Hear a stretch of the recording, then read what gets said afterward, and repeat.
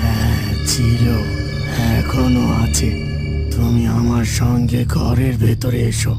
বাবা ঘরের মধ্যে প্রবেশ করতেই দীপু দাদু আঙুল দিয়ে একটা আলমারি দেখায়।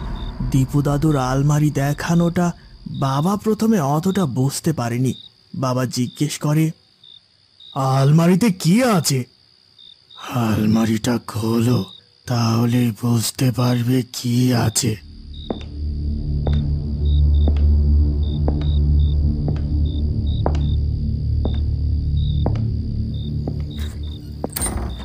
বাবা আলমারিটা খুলতে যা দেখলো সেটা এখনো বাবা মনে করলে কেঁপে ওঠে।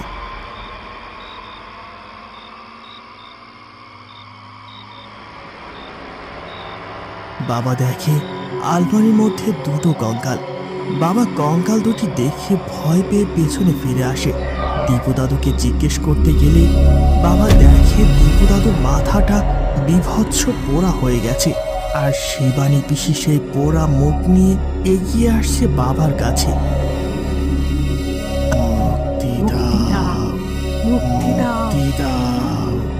বাবা কিছু বুঝে উঠতে পারে না, শুধু বলতে থাকে, তোমাদের এইরকম দেখতে লাগছে কেন? আজ থেকে 3 মাস আগে আমি রান্না করছিলাম আর দীপু কাকু বাগান পরিষ্কার করছিল। হঠাৎ কটা ছেলে এসে আমাকে মাথায় মারে। আমার এই বাড়ির যা সম্পত্তি ছিল সব নিয়ে চলে গেছে। দীপু কাকু বাধা দেওয়াতে দীপু কাকুকেও তারা মারে। আমাদের এই আলমারির মধ্যে বন্ধ করে দেয়। আমরা মুক্তি পাইনি। আমার ভাই বলতে বলছিল, তুই আমাদের দুজনকে মুক্তি দে ভাই। এই কথা শুনে বাবা খুব কেঁদে ওঠে। শিবানীদি, এ কি হয়ে গেল? আর তাহলে 1 সপ্তাহ আগে যার সাথে কথা বলছিলাম সে কে ছিল? সেটা ওই দেবগুন্ডা যে সাজানো লোক। ওরা ঠিক করেছিল কাল সকালে তোমাকে পৃথিবী থেকে সরিয়ে দেবে, তাই আজ রাতে আমি ওদের সরিয়ে দিয়েছি।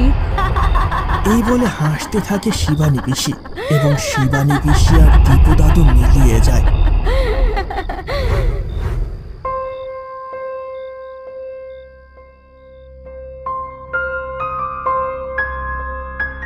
পড়ে থাকে তাদের কঙ্কালগুলি। এরপর বাবা নিচে নেমে এসে আমাকে এবং মাকে সব খুলে বলে।